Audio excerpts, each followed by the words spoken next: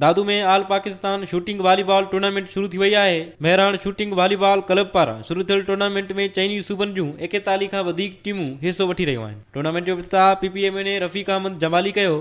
Tournament जी इफ्तिताही match में Zafar Abbas club Chakwal थेबा club टंडियल यार के शिकस्त ॾेई शौक़ीननि खां भरपूर दाद हासिल कयो। टूर्नामेंट जे ऑर्गेनाइज़रनि सिंध टीवी न्यूज़ सां ॻाल्हाईंदे चयो त हर साल थींदड़ टूर्नामेंट में चइनी सूबनि जूं टीमूं हिस्सो वठंदियूं आहिनि। हुननि चयो त फाइनल में कामयाबी हासिल कंदड़ ऐं रनअप टीम खे ट्रॉफियूं ऐं रोक रक़म इनाम ॾिनो वेंदो आहे। इन क्लब वारनि जो थोराइतो आहियां जन मुंहिंजे ब्रदर फारूक अहमद जमाली जे यादि में ही टूर्नामेंट कराई आहे ऐं यकीनन हिकिड़ी सुठी ॻाल्हि आहे। वॉलीबॉल माण्हू हिते दादू जा अचनि था ॾिसनि था ऐं हिकिड़ी कॉम्पिटिशन आहे। हे ऑल पाकिस्तान टूर्नामेंट अॼु खां स्टार्ट आहे ऐं इन में तमामु टीम्स खे असां वेलकम था कयूं ऐं लोकल लेवल ते हिकिड़ी ॾाढी सुठी एफर्ट आहे। इन में हेल्दी एक्टिविटीज़ खे असां इनकरेज करणु था चाहियूं। ॾाढी ख़ुशाइनी ॻाल्हि आहे त दादू जे शहर में इंटरनेशनल पाकिस्तान लेवल ते जेको टूर्नामेंट पियो थिए मुख़्तलिफ़ शहरनि मां टीमूं अची मुक़ाबिलो थियूं कनि। हे 3 ॾींहं मेलो हलंदो आहे। तव्हां ॾिसो था दादू में सभु शहरी हे ॼण ईद जो समा हूंदो आहे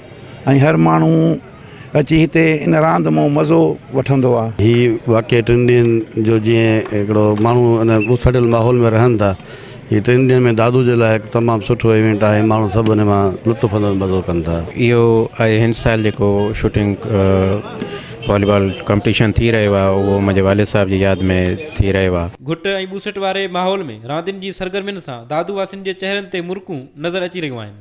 वली चांडियो, सिंध टीवी न्यूज़, दादू।